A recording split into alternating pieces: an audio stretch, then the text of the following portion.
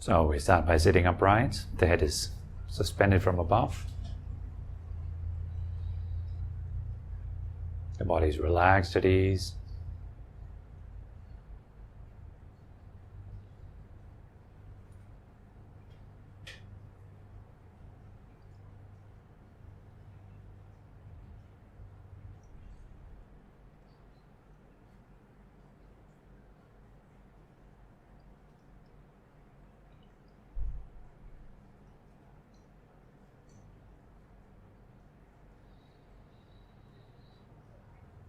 Take a few deep, slow, comfortable breaths. Let your breath sink down into the belly.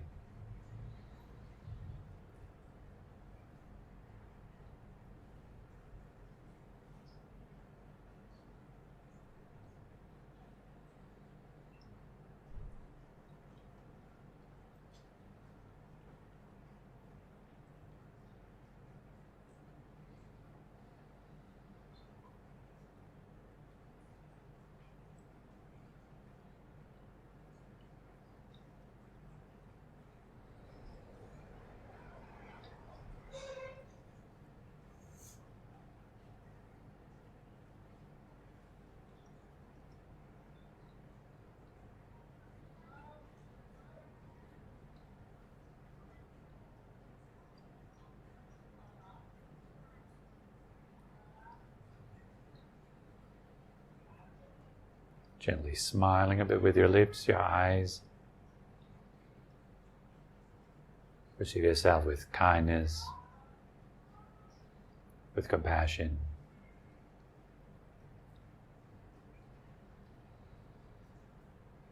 And let your eyes become more and more soft.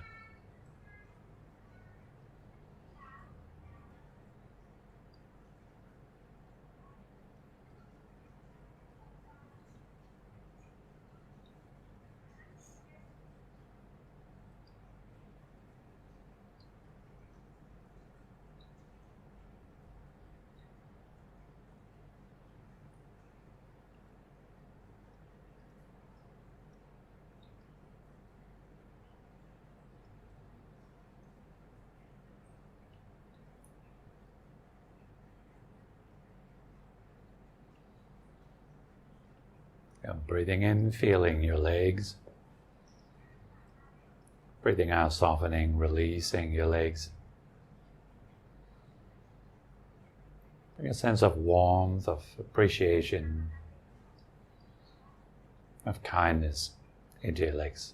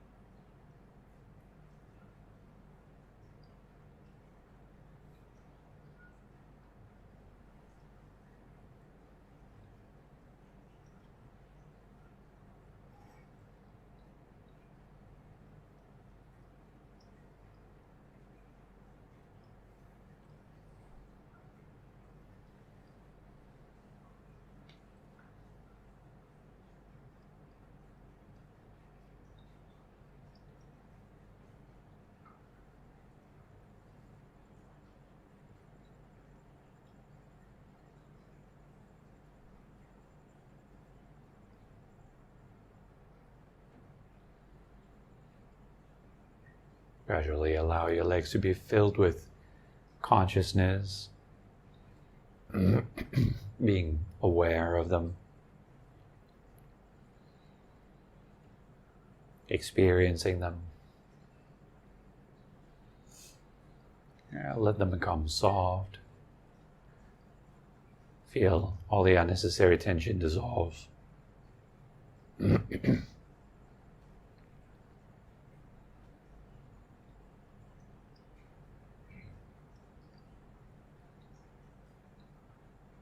Within this sense of kindness, warmth,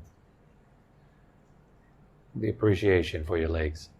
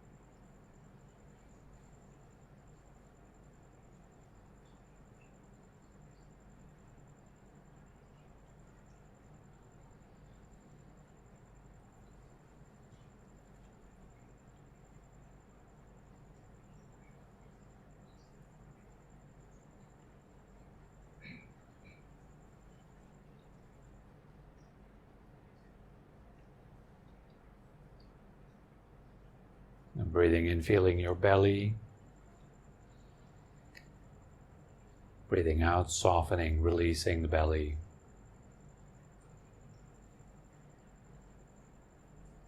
Feel all this unnecessary tension melt away, evaporate with each out breath.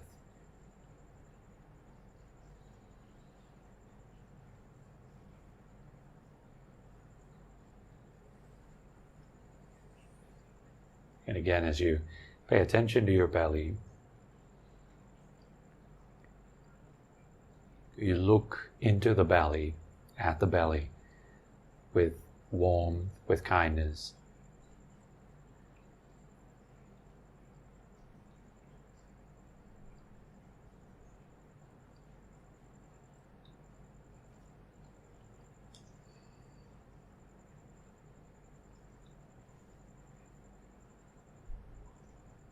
Appreciation.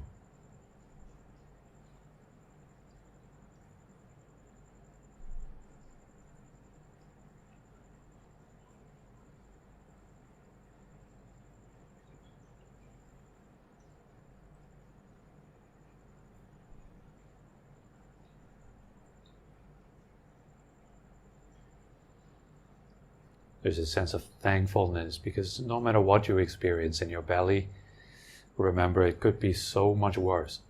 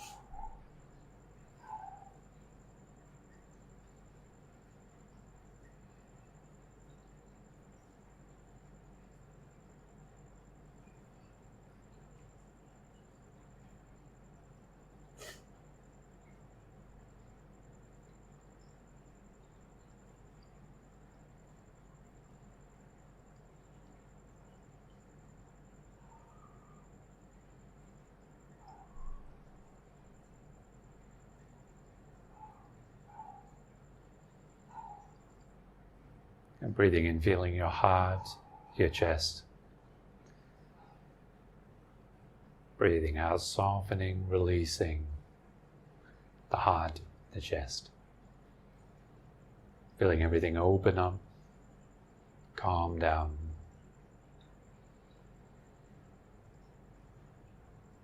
Just appreciating how nice it is to let go of tension.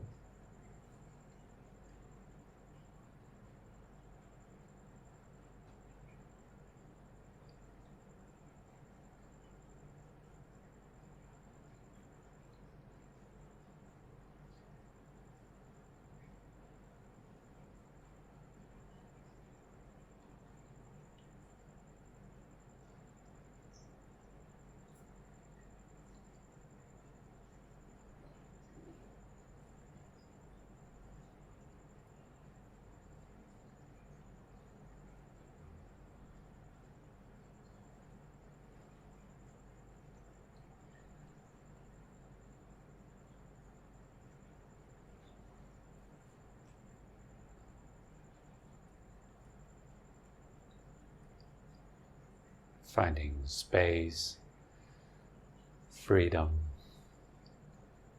sense of ease.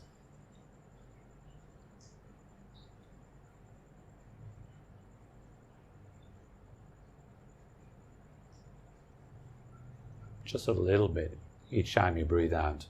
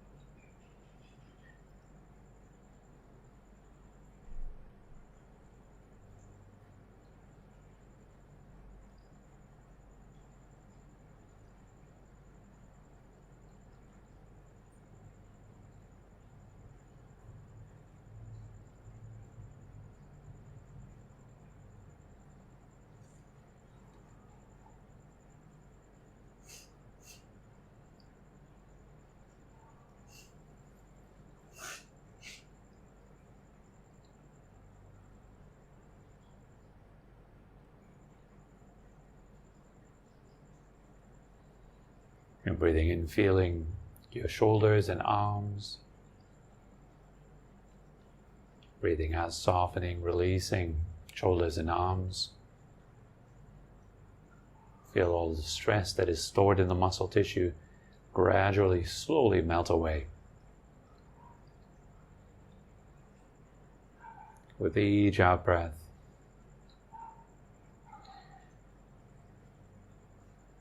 notice when it feels nice.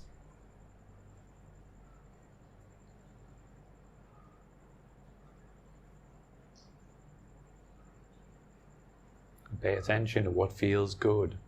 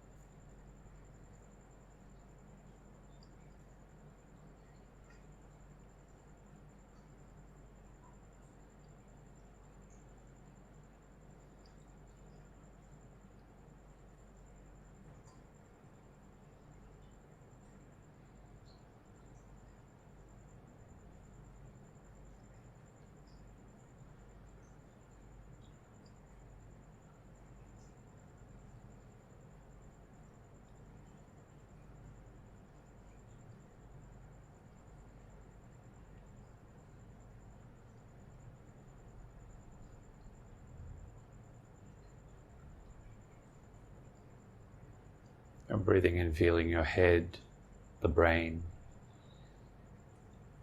As you breathe out, releasing, softening all the tight spots, little pockets of tension in the brain, in the head, the face, the jaw, the eyes.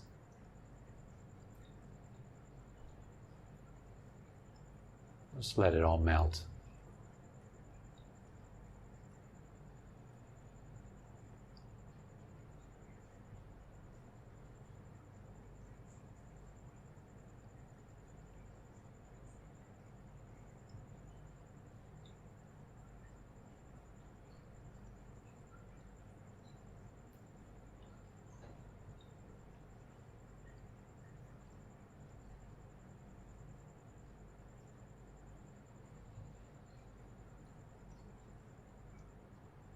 Bringing that sense of warmth, kindness, appreciation to what you're doing.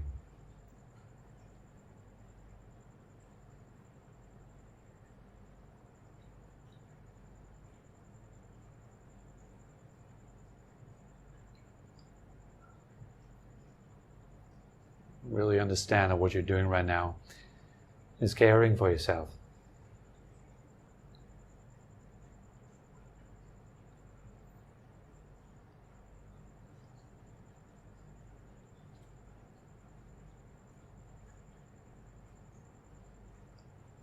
Offering yourself the gift of attention,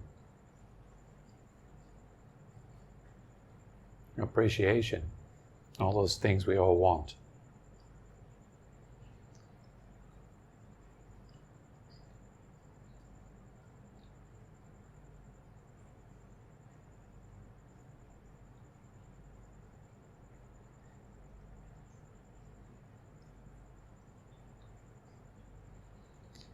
Treating yourself like you would treat someone you love,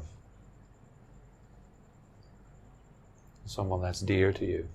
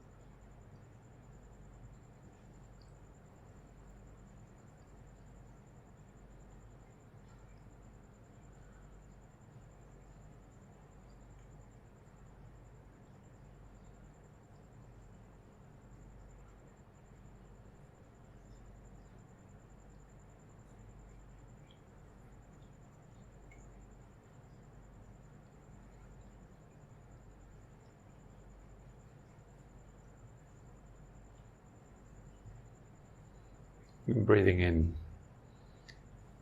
opening up to the totality of your presence. Really feel that you are here right now. Filling this moment with consciousness, breathing out, softening through whatever experience there may be. Releasing, letting go of resistance, neither indulging, following, nor fighting with what is. Just giving it space.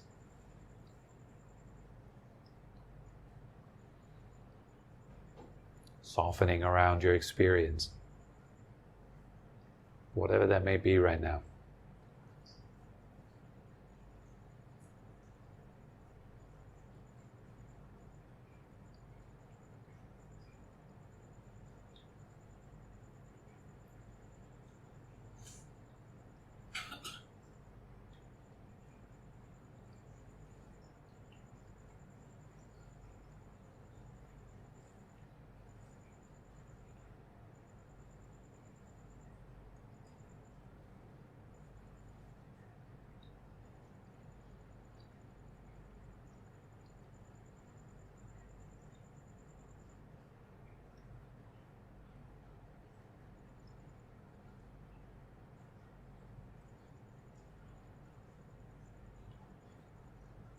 Notice the sounds all around you.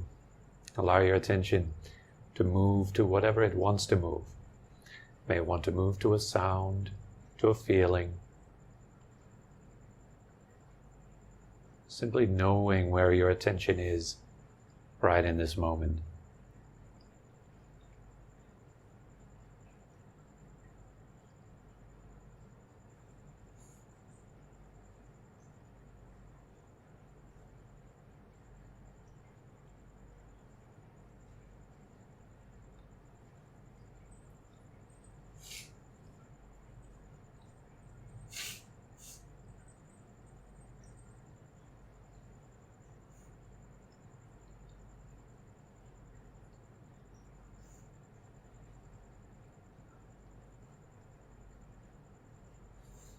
And if that helps you at all, you may even want to label your experience.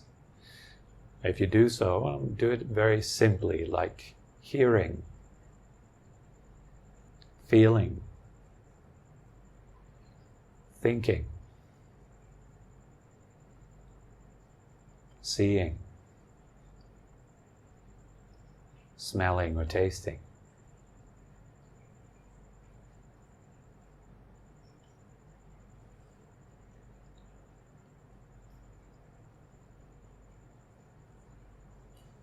Knowing what is happening while it is happening.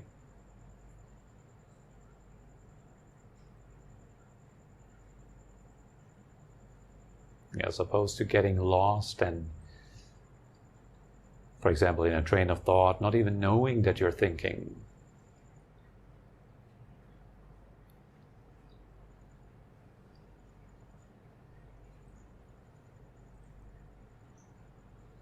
Instead, you may want to watch as your thoughts, one after the other, arise and pass.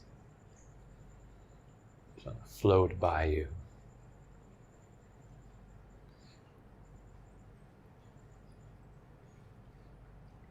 Just like the sounds or the feelings.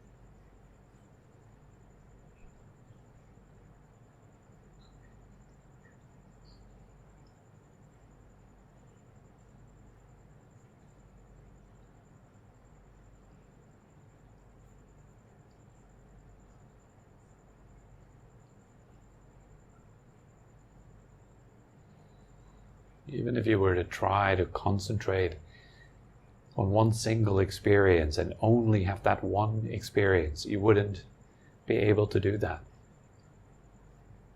Because the attention moves. And it moves because it is conditioned.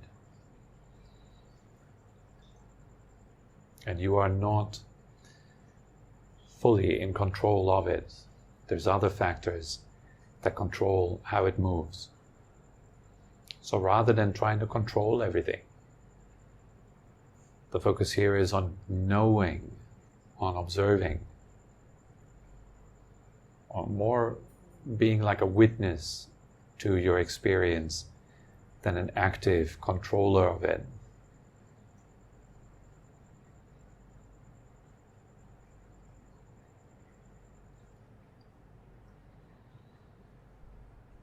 And you're a witness with soft eyes, kind,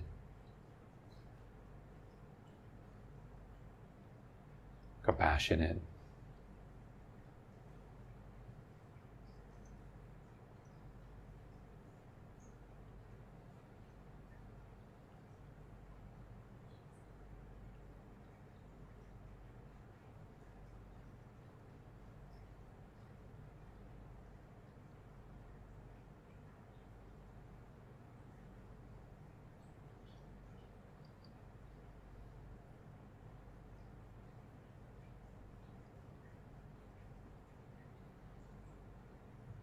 And in this time of silent sitting, you're going to encounter all kinds of facets of yourself. There can be angry, frustrated, impatient facets. There can be kind, compassionate, caring, wise or patient facets of yourself. And they all arise and pass. Then that's perfectly okay. All of those various facets of yourself are perfectly okay. We're neither suppressing them, nor are we expressing them. Not fighting them, not running away from them, not managing or controlling, just giving space.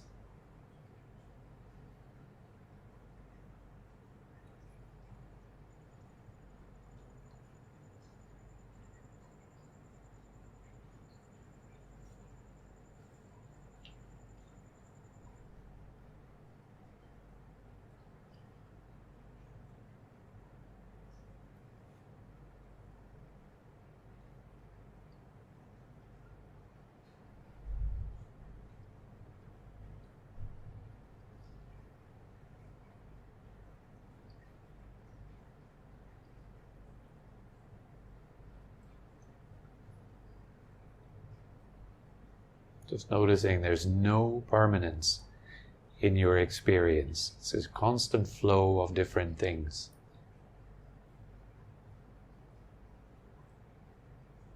Constant flow of aliveness.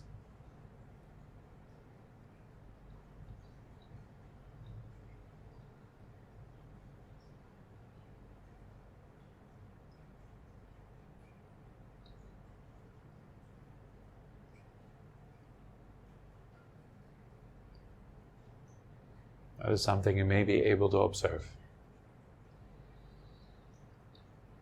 Nothing lasts for even a second.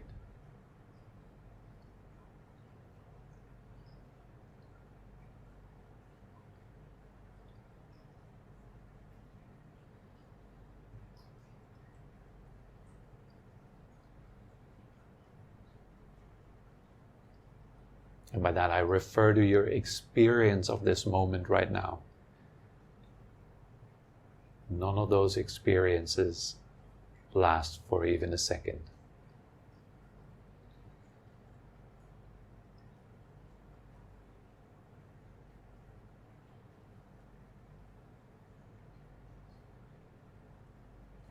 It's something you can directly observe.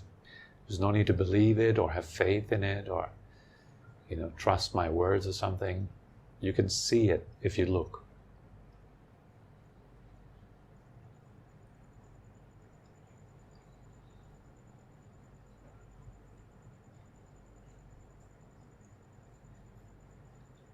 By look, I also don't mean think about it. I mean look directly. There's nothing to think about. Just observe.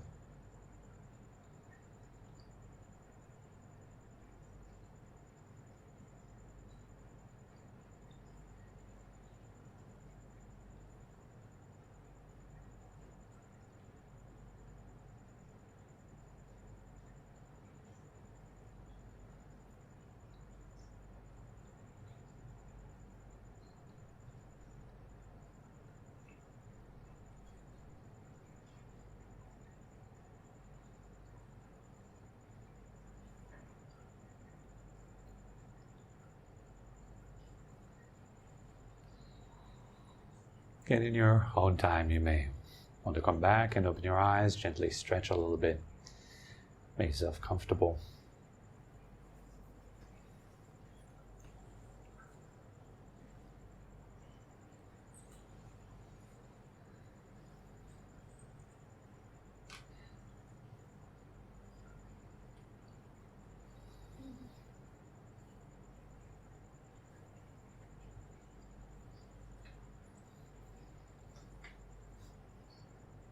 All right.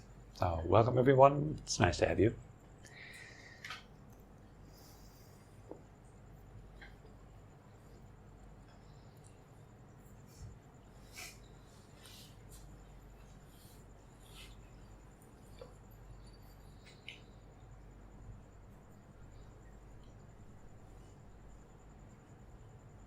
So what we just did may have been more or less possible for you to do. Sometimes it's quite hard to just observe yourself. Because when you look inside and you try to observe yourself, you try to look at yourself, you see a whole bunch of stuff that's going on, right? There's thoughts, there's feelings, emotions, ideas, concepts, and sound, the experience of sound, experience of smell, taste, light, vision, yes.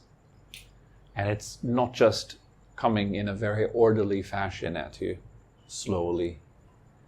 So you get a good idea of, all right, now I'm seeing, right now I'm hearing, but it's just an onslaught of stimuli, of experiences, constantly kind of raining down onto your consciousness.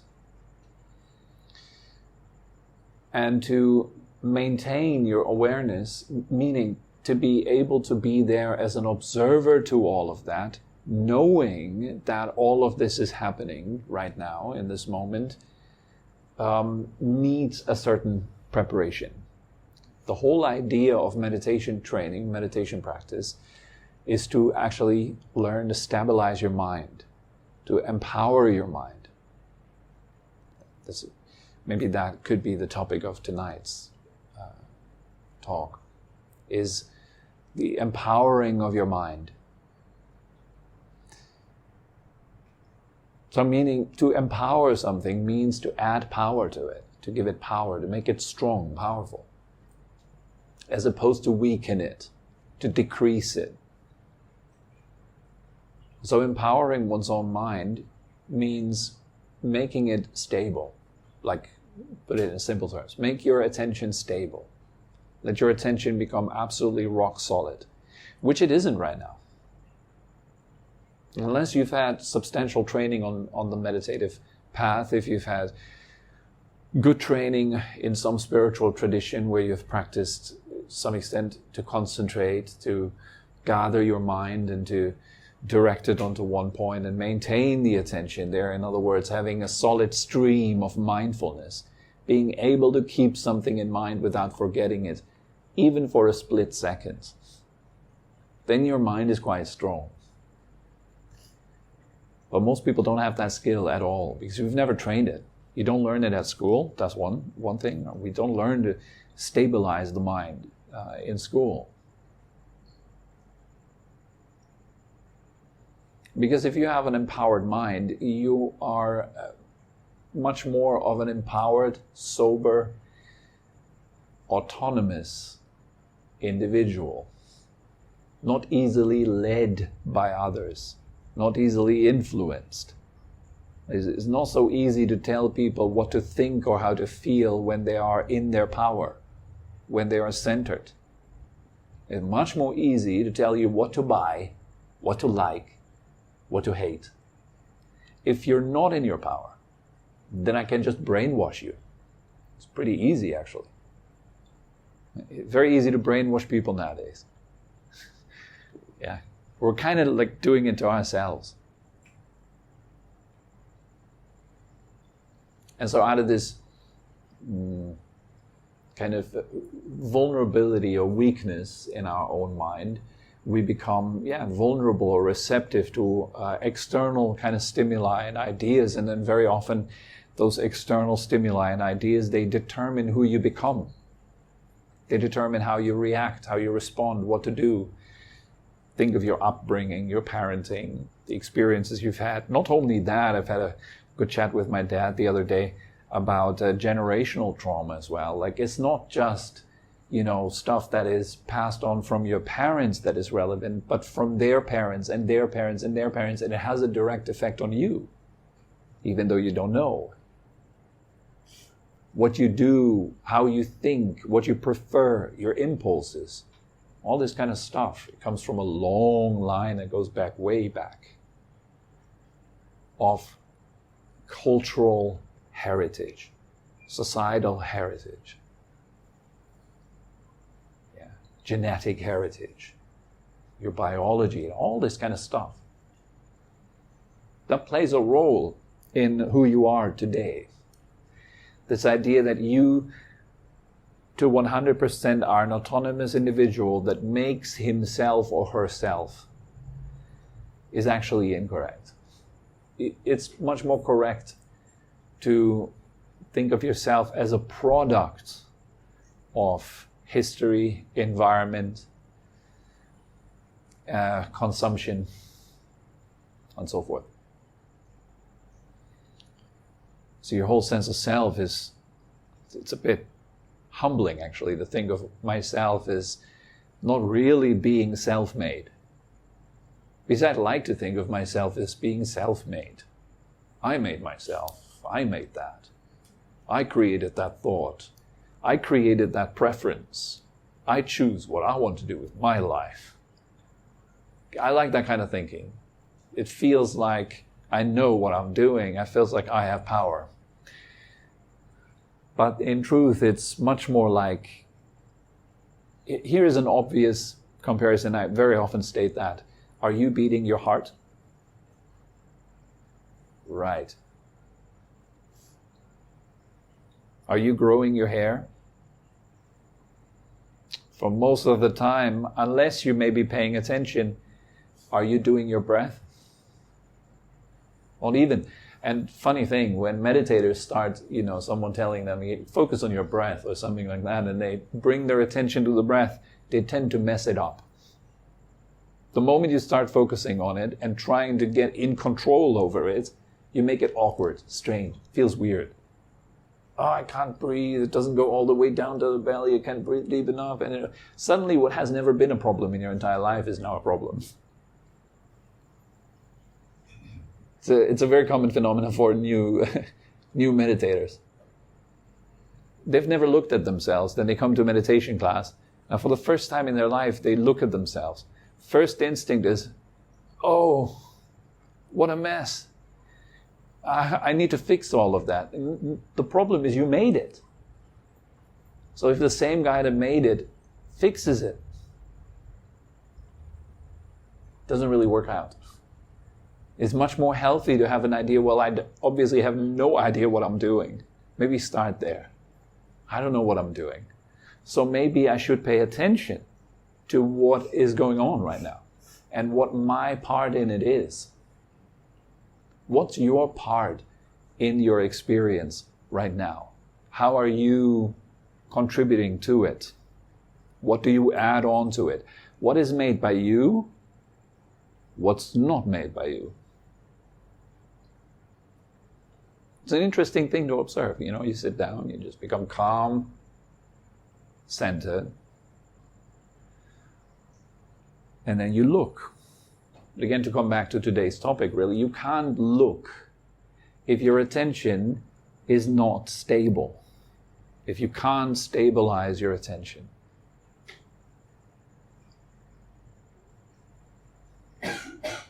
Maybe a better way to say it would be, you can't look if you don't allow your attention to settle down and then rest with that settled attention. Because you can't make your attention calm. That doesn't work. You cannot calm your mind. Every time you try to calm your mind, you're actually steering it up. But you can allow your mind to settle down, much like the water in the bottle. Now I pick it up and I try to calm it down. The problem was me picking it up. Now I make a problem trying to calm it down, when all I would need to do is just put it back there and stop messing with it, and it would just be fine. Yes, the mind is very similar. In the same way, you need to be able to stop messing with it so it can become calm. But the problem is, you've never not messed with it, except for when you were in deep sleep. So you're constantly messing with yourself, with your mind, constantly disturbing it. And then, of course, not only just disturbing your own mind and yourself, but also as a consequence, then going on and branching out, disturbing the environment and other people around you. So the question is, what are the causes then for the mind to settle down? It's definitely not me. I'm not the cause for the mind to settle down. But there are causes that must be in place so the mind can settle down. Because once the mind is settled down, it comes into its power. A silent, quiet, still mind is an empowered mind. And to the extent to which you can keep it silent, quiet, still, calm, that's your skill in meditation. Meaning, how long can you leave the bottle untouched so that the water becomes exceptionally still? You think of it in terms of a lake, maybe, like a little forest pool or something. And let's say you have slept wrongly and you can't look up, but you really want to count the stars. So your only way of counting the stars would be to look into the reflection of the lake. Okay, for that the lake has to be very, very quiet. If you want to count stars in the lake, there better be no wind at all, right? So the cause for your mind is the same thing to become still, is the absence of wind. And there's a couple of things that make your mind windy. One is just the habit of rumination, the habit of your attention going into your senses, being restless, being fascinated with your senses, seeking for pleasure, and trying to avoid pain within the realm of your senses. That's a big wind. And because we're so habituated to seek pleasure and avoid pain within the realm of our senses only, we don't really know how to stop doing that. We have never stopped it. So this kind of wind, how do you stop it? Well, you do so gradually.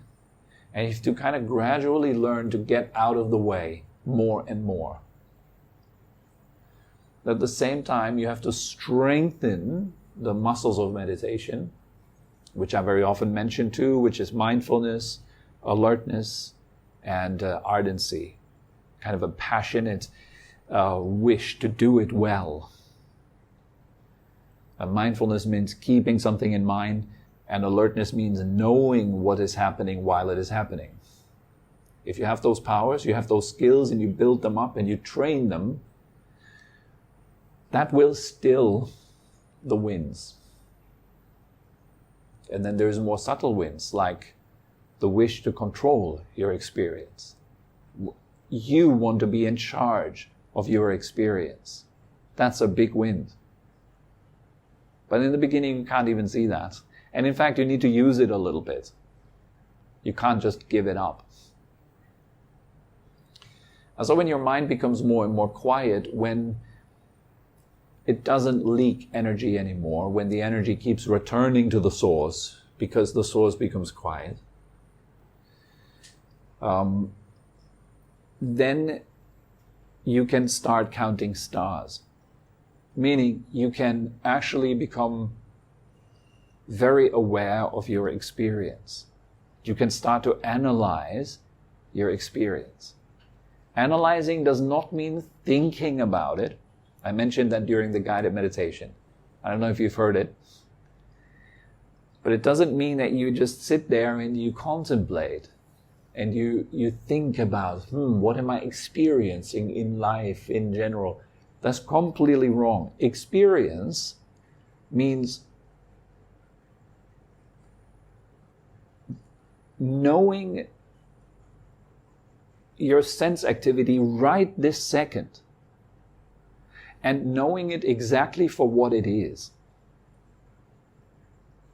That's what I mean by analyzing experience. So knowing sound as just sound. Not as, oh, that's bad, that's annoying. Knowing sight as just sight. Knowing smell, taste, color, vision, whatever it is, or thinking, as just that. It's just thinking. It's not a quote, problem. It's not something that's out there to get you and attack you and ruin your day or disturb your meditation. It's just natural stuff happening. But you can't see it if your mind is not centered. It's like you want to stand within a river, and the river is very strong. It's got a heavy pull. In order to stand your ground, you'd have to be super heavy, like a boulder, a rock. You're unmoved. That's a strong mind. So you're standing quietly, calmly, unmoved by the content of your experience. Then you can analyze it. If you yourself are moved by your experience, you're not impartial anymore. You're taking sides. Yes?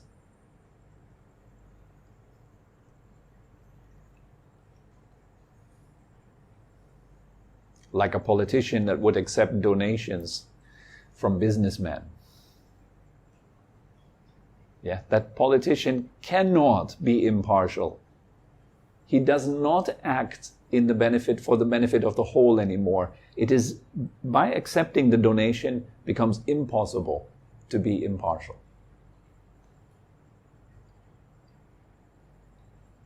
Impossible. It's going to be biased. Right? There's some agenda there. And similarly, when your mind is invested in some experience that arises and passes within your consciousness, it's not impartial anymore. It is swayed. It is shaken up by that experience. It merges with that experience. And that's the process of identification. It becomes a me, mind thing. It becomes personal. It's not just sound anymore. It's personal. It's me hearing that sound. It's me liking it, not liking it. And then a whole host of problems begin when experience becomes personal. Because it is falsified. The consciousness is, in a way, you can say, too close to the experience. It feels like you are merging with it. You are united with it. It doesn't feel like, oh, there is listening. It feels more like I listen, I hear. It doesn't feel like, oh, there is a bunch of thoughts passing through. It feels like, well, I think that, and I think this. In that moment, you don't see it anymore. You're clouded. Your mind is muddled. It is mixed with the various colors of experiences. Like I put ink into that water here. If I put a green drop of ink, the water assumes green color.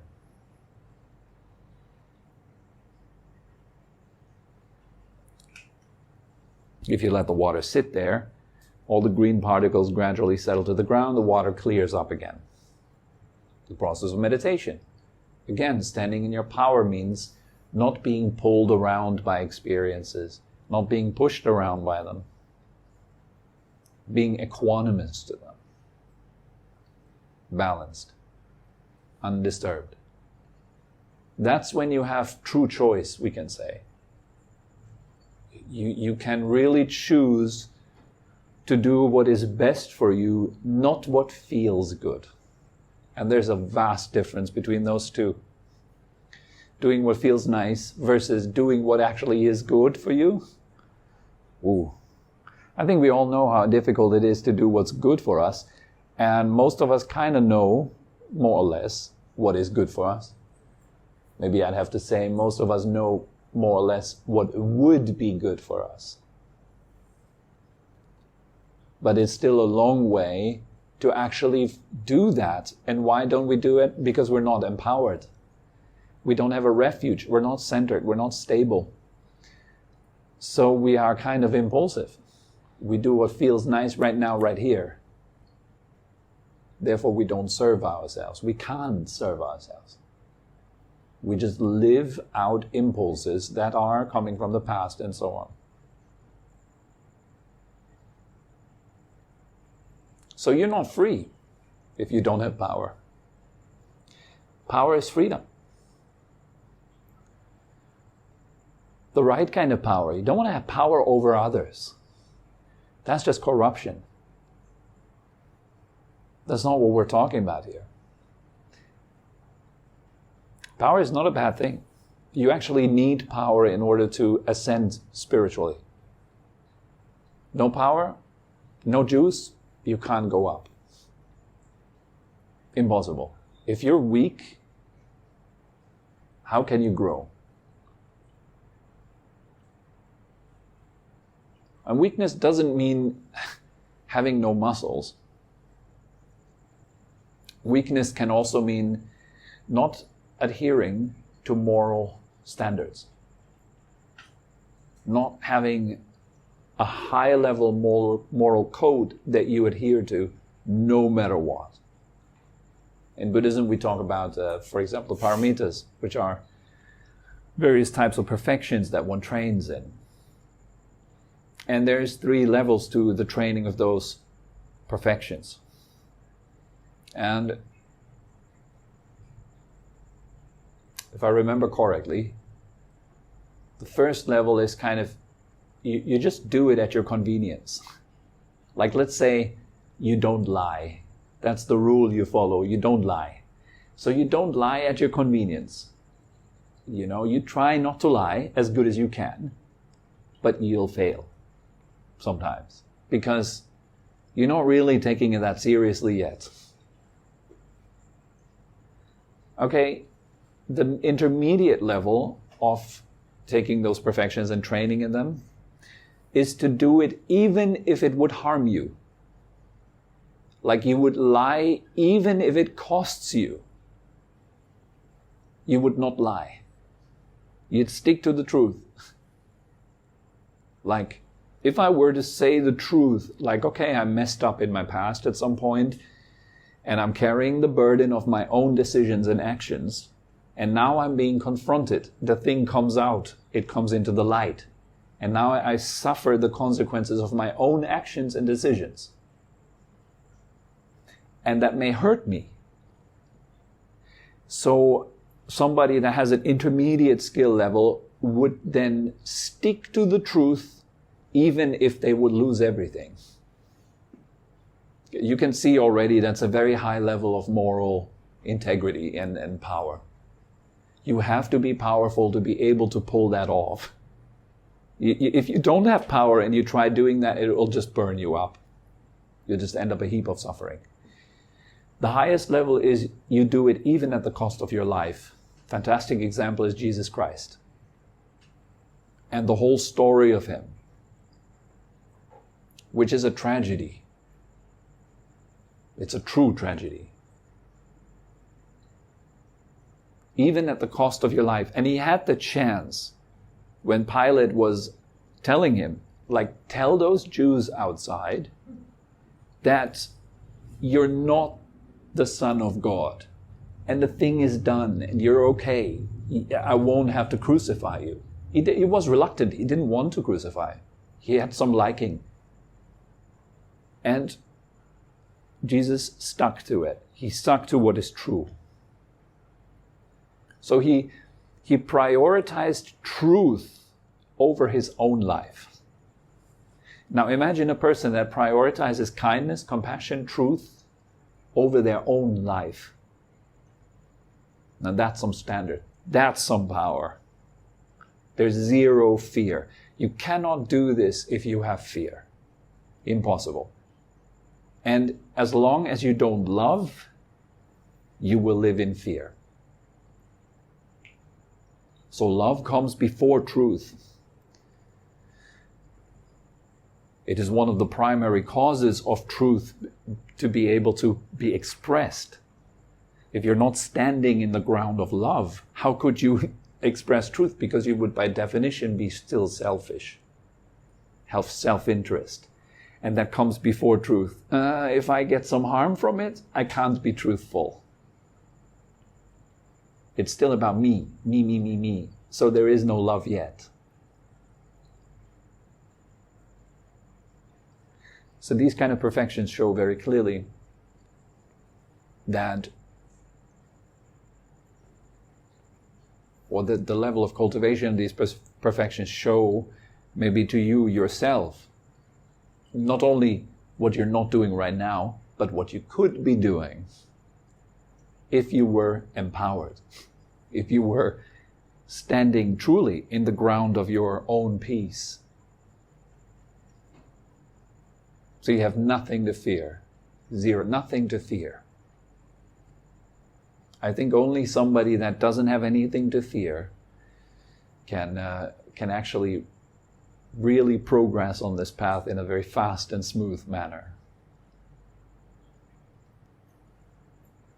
And so whatever it is in your life that comes up that gives you fear, gives you a headache, gives you trouble, that makes it difficult,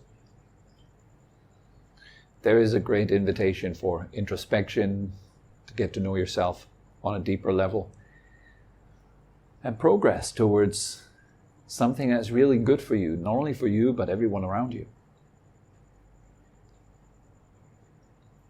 Yeah, so it's really important to empower the mind first before you can look. That's the, I was just rambling around, but that's the core message I'd like to give you on your way for today. It is, in order to look at yourself, you first have to stabilize the observer. Otherwise, the observer is going to be pulled into stuff.